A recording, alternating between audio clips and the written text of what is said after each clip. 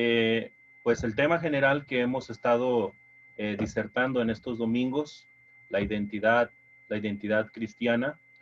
Y hace algún par de semanas ya habíamos iniciado la sexta característica de la identidad cristiana basado en Mateo capítulo 5 versículo 8. Bienaventurados los de limpio corazón, porque ellos verán a Dios. Es importante mencionar, hermanos, que nos hemos detenido en esta bienaventuranza, puesto que esta revela o tiene, mejor dicho, una gran profundidad en su significado. No podemos pasar por alto la promesa que se da en la última parte del versículo 8, porque ellos verán a Dios. Y es muy interesante, hermanos, porque Juan, capítulo 1, versículo 18, dice que a Dios nadie lo ha visto jamás. Y también dice el libro de los Hebreos que sin santidad, 12:14, Hebreos 12:14, que sin santidad nadie verá a Dios. Por eso esta frase es tan profunda, tan poderosa, porque ellos verán a Dios. Y es importante entender también, hermanos, que dentro de las mismas bienaventuranzas, ¿sí? Podemos ver una constitución muy interesante. Fíjese que el maestro, hablando homiléticamente, cuando analizas las bienaventuranzas, podríamos decir que el Señor hasta homilética tenía, ¿sí? Tenía esas frases que dictaba, esas predicaciones, tenían una estructura. En el caso de las bienaventuranzas, tiene la bienaventuranza, tiene la característica y luego la promesa. Y eso se replica en cada uno de los versículos. Esto es interesante. Pero también es importante que en cuanto a la promesa, debemos de comprender, tenemos que asimilar, hermanos, que las promesas que se dan en las bienaventuranzas eh, tienen una doble aplicación. Es decir, que tienen una aplicación presente en esta realidad. Podremos decir que recibimos esa promesa parcialmente, por así decirlo, pero en la gloria del Padre recibiremos esa promesa ya en su plenitud. Pero para poder entender un poquito más sobre esta hermosa promesa de que ellos verán a Dios, puesto que todos queremos ver a Dios, ¿qué es lo que significa? ¿Qué implicaciones tiene esta promesa?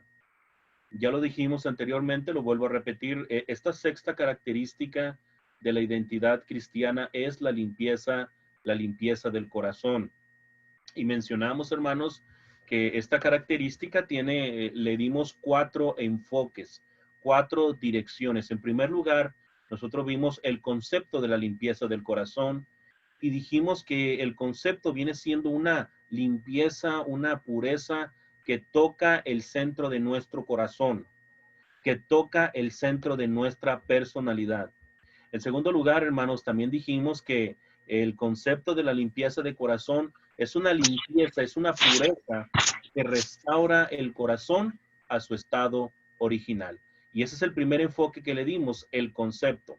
En segundo lugar, hermanos, miramos el medio para lograr la limpieza del corazón. Y nos hicimos la pregunta, ¿cómo se obtiene la limpieza del corazón?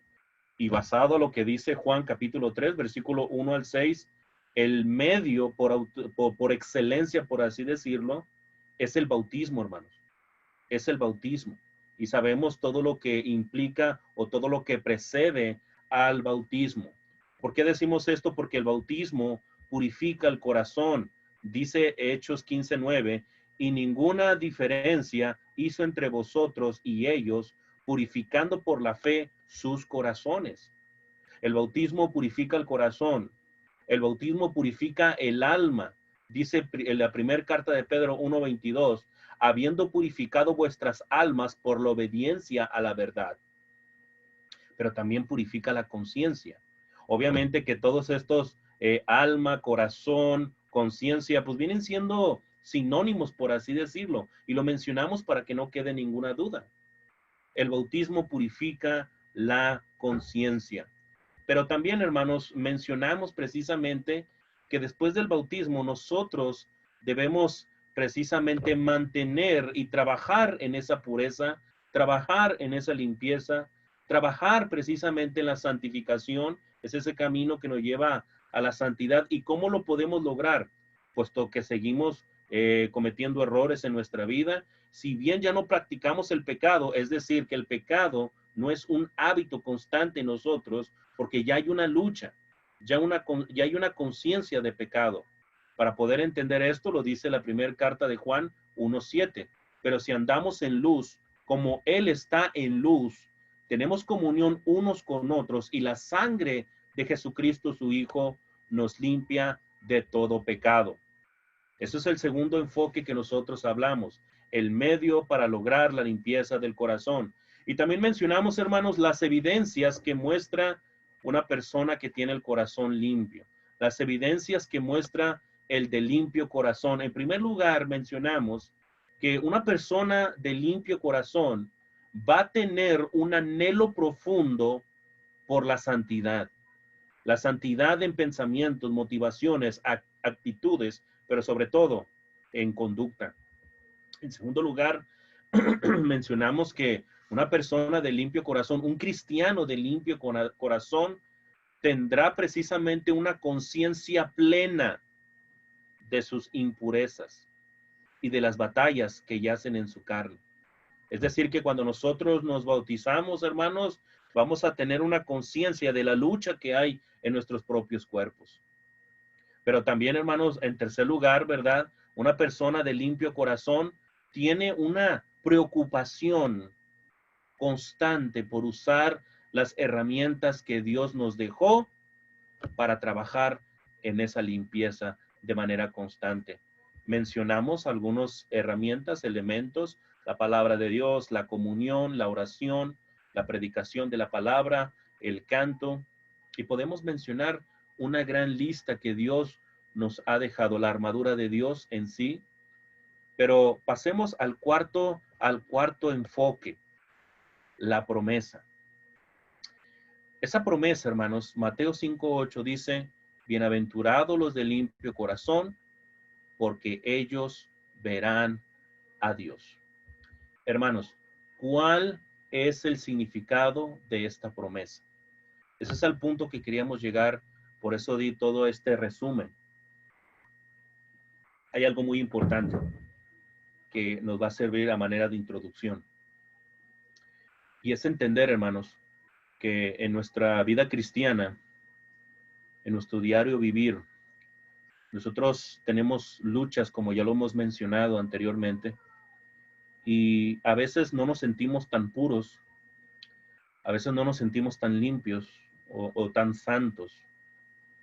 Pero lo cierto es que la palabra de Dios de manera constante nos habla de que el cristiano es alguien que está trabajando con eso, porque va a llegar un punto en que eso va a llegar a su plenitud.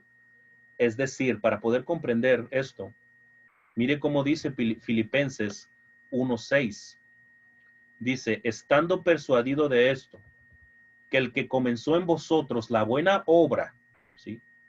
La buena obra de la limpieza del corazón, de la limpieza del alma, de la conciencia, de la mente, dice el versículo 6, la perfeccionará, ¿sí? Esto es, la va a completar hasta el día de Jesucristo. Es decir, cuando Él venga por segunda vez y lleve a su pueblo a la gloria eterna. Esto está hablando del trabajo. Ser cristiano es alguien que está trabajando en su santidad y en su purificación. Pero también algo al respecto, dice la primera carta de Juan, capítulo 3, versículo 2. Amados, ahora somos hijos de Dios. Ojo con esta parte. Y aún no se ha manifestado lo que hemos de ser, dice. Pero sabemos que cuando Él se manifiesta, es decir, Cristo, seremos semejantes a Él, porque le veremos tal como Él es. Sería interesante hacer un análisis de la primera carta a los Corintios 15, pero por cuestión de tiempo no lo podemos hacer. También se puede considerar la segunda carta a los Corintios 3:18. Por tanto, nosotros todos, mirando a cara descubierta como un espejo la gloria del Señor, ojo con esta frase, somos transformados de gloria en gloria, día a día en la misma imagen, como por el Espíritu del Señor. La labor que debe de estar haciendo el cristiano en este momento es estar trabajando en ello. Es decir, orando, estudiando la palabra, no dejando de congregarse, escuchar las meditaciones, las predicaciones y los medios que acabamos de mencionar. Pero debemos nuevamente hacernos la pregunta que nos hicimos. ¿Cuál es el significado de esta promesa? ¿Cuál es el significado de esta promesa? Bueno, en primer lugar, hermanos, podemos decir precisamente que significa que los de limpio corazón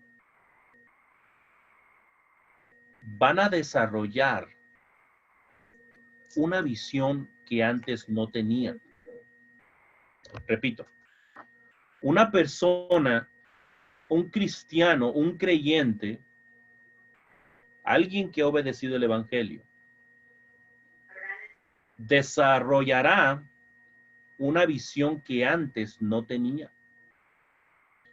Para poder comprender un poquito esto y entrar en contexto, dice ahí la segunda carta a los Corintios 4, 3 y 4, dice, pero si nuestro evangelio está aún encubierto, entre los que se pierden está encubierto, en los cuales el Dios de este siglo, es decir, el diablo, cegó el entendimiento de los incrédulos para que no les resplandezca la luz del evangelio de la gloria de Cristo, el cual es la imagen de Dios. Es interesante, hermanos. Es interesante esto. Porque ponte a pensar un poquito en el incrédulo. Familiares incrédulos que tengamos. Que de repente te vea todos los domingos ir a la iglesia de 10 a 12, de 5 a 6, y entre semana que vayas miércoles, viernes, no sé qué día se reúnen allá los hermanos. Pero te aseguro que más de una vez te han dicho, ¿y para qué vas? ¿Para qué pierdes tu tiempo? ¿Qué fanática, qué fanático eres? ¿Por qué? Porque no tienen la visión que tú tienes. ¿Qué significa? Bienaventurados los de limpio corazón, porque ellos verán a Dios. Cuando el cristiano, hermanos, cuando el hombre natural obedece el evangelio y se convierte en cristiano, hermanos, él empieza a desarrollar una visión que antes no tenía. Y esos ojos son los ojos del alma. Y esos ojos se llaman fe. Esa fe que no va a tener el incrédulo y que no va a poder comprender ni entender porque está cegado. Pero dice también en otro texto, en la primera carta a los Corintios, capítulo 2, versículo 9, antes bien, dice, como está escrito, cosas que ojo no vio, ni oído oyó, ni han subido en corazón de hombre, son las que Dios ha preparado para los que le aman. ¿Qué significa esto, hermanos? ¿Qué significa este versículo tan interesante? Habla precisamente de todas aquellas bendiciones que recibimos por el hecho de ser cristianos. Habla de la justificación, habla del perdón de los pecados, habla precisamente de la reconciliación que tenemos delante de Dios, habla de nuestra adopción como hijos y cantidad de bendiciones que podemos recibir de parte de Dios y entender, hermanos, y entender sobre todo. Esto es verdaderamente interesante, hermanos. Ahora, estoy citando todos estos textos para obtener un entendimiento bíblico de lo que estamos a punto de decir. Hay otro texto ahí en la segunda carta a los Corintios, capítulo 4, versículos 16 al 18. Dice, por tanto, no desmayamos. Antes, aunque nuestro hombre exterior se va desgastando, el interior, no obstante, se renueva día a día. Versículo 17. Porque esta leve tribulación momentánea produce en nosotros un cada vez más excelente y eterno peso de gloria. Ojo con este versículo 18. No mirando las cosas que se ven, sino las que no se ven. Pues las cosas que se ven son temporales, son materiales, pero las cosas que no se ven son eternas. Hermanos, ¿qué significa esta promesa de Mateo 5:8? Bueno, ya dijimos en primer lugar que significa desarrollar una visión que antes no se tenía. En segundo lugar, hermanos, podemos decir precisamente que significa desarrollar una capacidad de ver a Dios. Repito, es desarrollar una capacidad de ver a Dios en una forma en que los demás no le pueden ver. ¿Qué significa esto? Bueno, me gustaría citar otro texto ahí en Efesios capítulo 1, versículo 13 y 14. Dice, en él también vosotros, habiendo oído la palabra de verdad, el evangelio de vuestra salvación, y habiendo creído en él, fuiste sellados con el Espíritu Santo de la promesa. Ojo con este versículo 14, que es las arras de nuestra herencia. Es decir, es esa garantía, es eso algo, es ese adelanto que Dios nos está dando.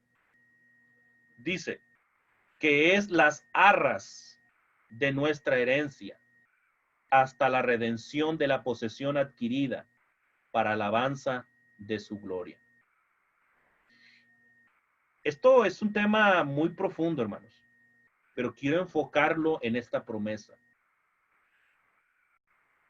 Estamos viendo en este segundo punto que el cristiano, el de limpio corazón, desarrolla esa capacidad de ver a Dios en una forma en que los demás no lo pueden ver. Por ejemplo, pueden discernir su verdadero carácter. Ven a Dios como Él es: amoroso, misericordioso, bondadoso. Si aún como cristianos a veces no entendemos la santidad de Dios, porque si un cristiano, ¿verdad?, profundizara en el concepto de la santidad de Dios, va a entender que Dios no tiene convenio con la maldad y con el pecado, y va a hacer todo lo posible para cambiar sus actitudes y su estilo de vida. Pero también sabemos que si fallamos, Él es misericordioso, y que si yo le pido el perdón de mis faltas, ¿verdad?, Él me va a perdonar. Es decir, hermanos, desarrollar esa capacidad de ver a Dios es discernir sobre su verdadero carácter. Pero también percibir, hermanos, es otra cualidad que se desarrolla. Percibir la presencia de Dios en todas las cosas. Esto es interesante, hermanos, porque el cristiano, el de limpio de corazón, que realmente trabaja en su santidad, verá la mano de Dios en todos los elementos de la creación. Como lo dice el salmista en el Salmo 19, versículo 1, los cielos cuentan la gloria de Dios y el firmamento anuncia la obra de sus manos, dice. Él va a mirar en el cielo la firma de Dios. Él va a mirar en la creación, él va a mirar precisamente cuando un niño nace, va a mirar la sabiduría de Dios.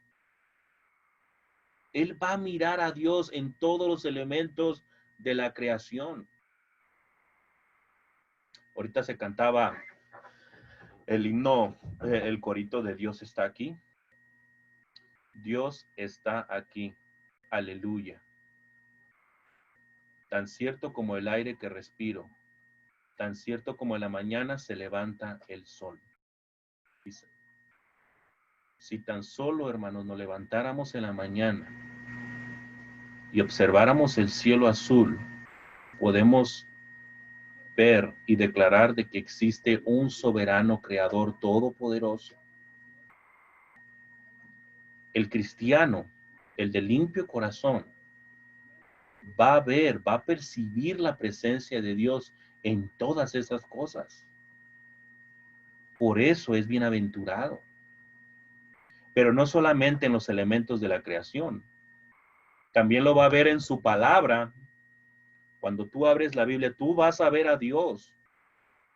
Por eso dice ahí en el Salmo 119, versículo 97, oh, cuánto amo yo tu ley, dice. No dice cuánto amo la ley de Moisés, no dice eso el salmista, dice, oh, cuánto amo yo tu ley. Todo el día es ella mi meditación.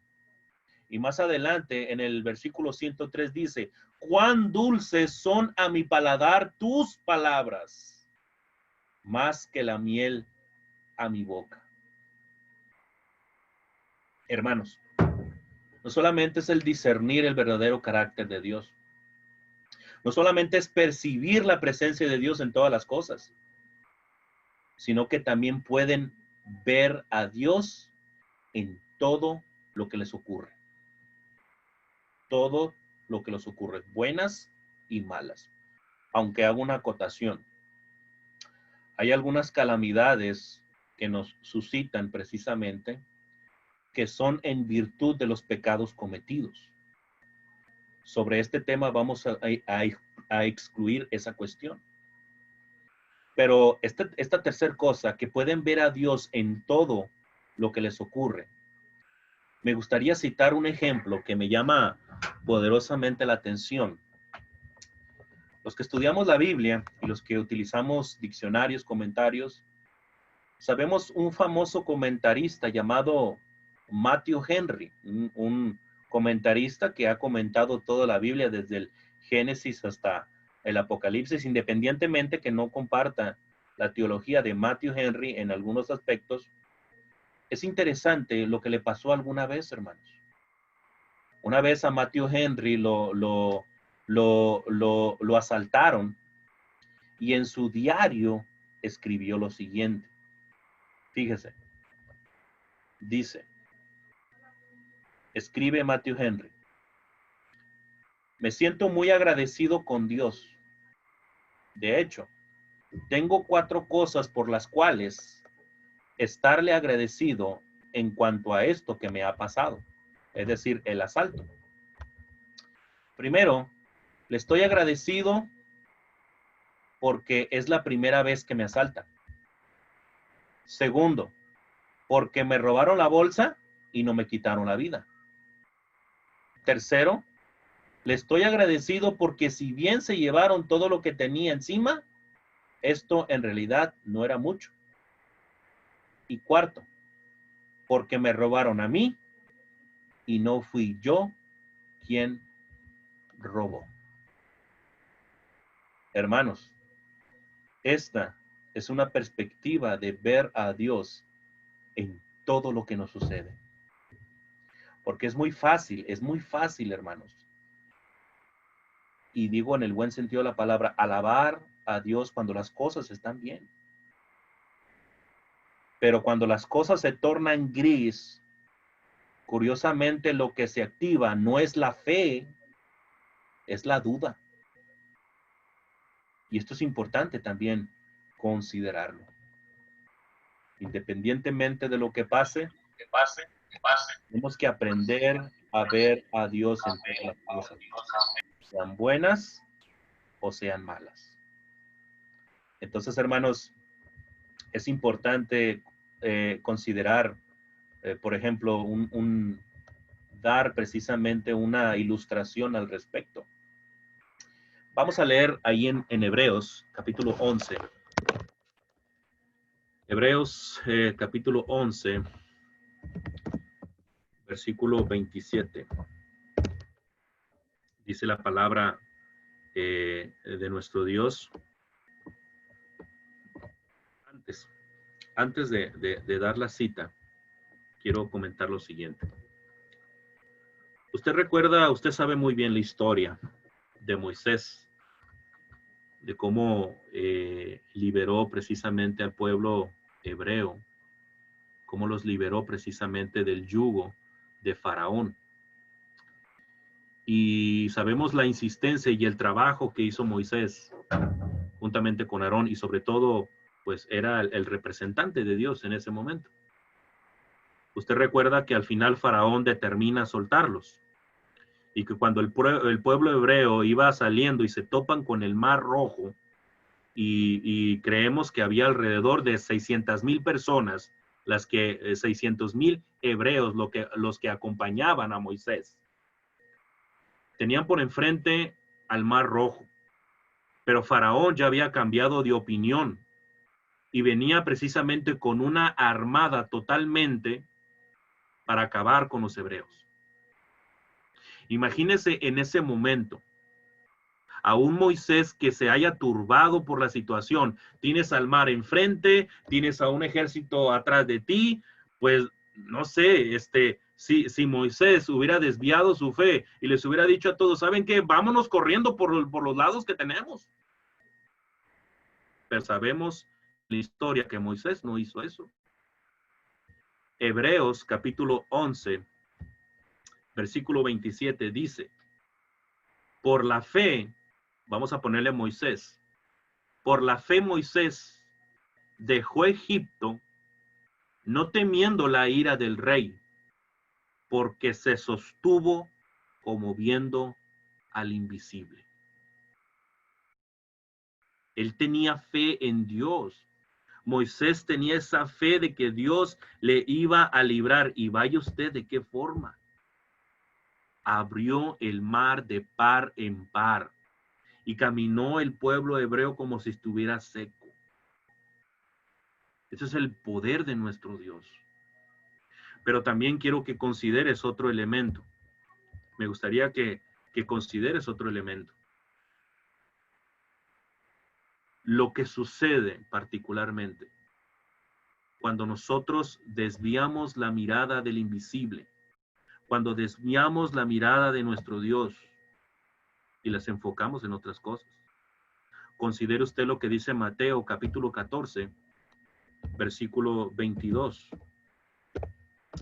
Mateo 14, 22. Dice, es la famosa historia de cuando Jesús anda sobre el mar. Pero hay algunas cosas que quiero extraer de este texto. Dice de la siguiente manera. Va a ser un poco extenso la lectura. Acompáñenme, por favor, a Mateo capítulo 14, versículos 22 en adelante. Dice, enseguida Jesús hizo a sus discípulos entrar en la barca e ir delante de él a la otra ribera, entre tanto que él se despedía a la multitud. Versículo 23. Despedido de la multitud, subió al monte a orar aparte. Y cuando llegó la noche, estaba allí solo. Y ya la barca estaba en medio del mar, azotada por las olas, porque el viento era contrario. Mas a la cuarta vigilia de la noche, Jesús vino a ellos andando sobre el mar. Y los discípulos, viéndole andar sobre el mar, se turbaron diciendo, un fantasma, y dieron voces de miedo. Pero enseguida Jesús les habló diciendo, ten ánimo, yo soy, no temáis. Entonces le respondió Pedro y dijo, Señor, si eres tú, manda que yo vaya a ti sobre las aguas. Y él le dijo, ven. Y descendiendo Pedro de la barca, andaba sobre las aguas para ir a Jesús. Versículo 30. Pero al ver el fuerte viento, tuvo miedo. Y comenzando a hundirse, dio voces diciendo, Señor, sálvame. Y por último, versículo 31. Al momento Jesús, extendiendo la mano, asió de él y le dijo, hombre de poca fe, ¿por qué dudaste? Hermanos, esta enseñanza es tremenda. Además de que nos muestra el carácter impetuoso de Pedro, podemos entender, y la lección y la aplicación de esta lectura es que es cuando nosotros desviamos la mirada y volteamos precisamente viendo las vicisitudes, las dudas, el clima alrededor, nosotros nos vamos a hundir como le pasó a Pedro. Pero si desviamos la mirada de Jesús, si perdemos el foco, si dejamos de ver a Jesús para ver a nuestro alrededor, nos puede pasar lo mismo que Pedro. Se empezó a ver el mar, miró el mar agresivo, el viento fuerte, las olas, empezó a ver en su corazón incertidumbre, duda, y empezó a hundirse. Empezó a hundirse. Pero ponte a pensar un momento en esto. Pedro pudo caminar sobre el mar y lo pudo hacer en la medida que su mirada estaba enfocada en Jesucristo. Si nosotros quitamos la mirada en Jesucristo y volteamos ver para otro lado, nos puede suceder lo mismo. Podemos perder esa visión. Y por último, ya para concluir este tema, hemos dicho, hermanos, que lo que significa particularmente esta promesa, y dijimos en primer lugar, hermanos, que significa tener una visión que antes no se tenía. En segundo lugar, hermanos, dijimos que significa precisamente desarrollar una capacidad de ver a Dios en una forma en la que los demás no lo pueden ver. Y como lo dijimos al principio de esta predicación, mencionamos que las promesas, sobre todo las bienaventuranzas, tienen una aplicación parcial y una plena, ¿sí? Entonces, ¿qué significa que ellos verán a Dios? Bueno, significa que los de limpio corazón tienen la esperanza de que algún día van a tener una visión total, completa, plena de Dios, pero sobre todo de mayor bienaventuranza. ¿Y por qué decimos esto? Porque lo dice muy clara y muy diáfanamente Apocalipsis capítulo 21. Apocalipsis capítulo 21, versículo 1 al 4. Apocalipsis capítulo 21, versículo 1 al 4. Y termino con esta cita, hermanos. Acuérdense que ese texto es un texto simbólico, figurado por parte de el apóstol Juan, el discípulo amado, y este lenguaje figurado que se maneja, el hecho de que sea figurado no quiere decir que sea mentira. Él recibió visiones, revelaciones, y esto es lo que detalla. Versículo 1. Vi un cielo nuevo y una tierra nueva, porque el primer cielo y la primera tierra pasaron, y el mar ya no existía más. Y yo, Juan, vi la santa ciudad, creo que aquí me equivoqué con un texto, disculpen, hermanos. 22, ahí disculpen la cita, hermanos. Es Apocalipsis 22, del 1 al 4, ahí disculpen. Dice, después me mostró un río limpio de agua de vida, resplandeciente como cristal, que salía del trono de Dios y del Cordero. En medio de la calle de la ciudad y a uno y a otro lado del río estaba el árbol de la vida, que produce 12 frutos, dando cada mes su fruto. Y las hojas del árbol eran para la sanidad de las naciones. Y dice el versículo 3, y no habrá más maldición, y el trono de Dios y del Cordero estará en ellas, y sus siervos les servirán. Y ojo con este versículo 4. Dice el versículo 4, y verán su rostro, y verán su rostro. Este debería ser el propósito y el objetivo de todo hombre, de toda mujer limpio de corazón. Bienaventurados los de limpio corazón, porque ellos verán a Dios. Bueno, mis hermanos, aquí concluimos este tema. Dios les bendiga enormemente.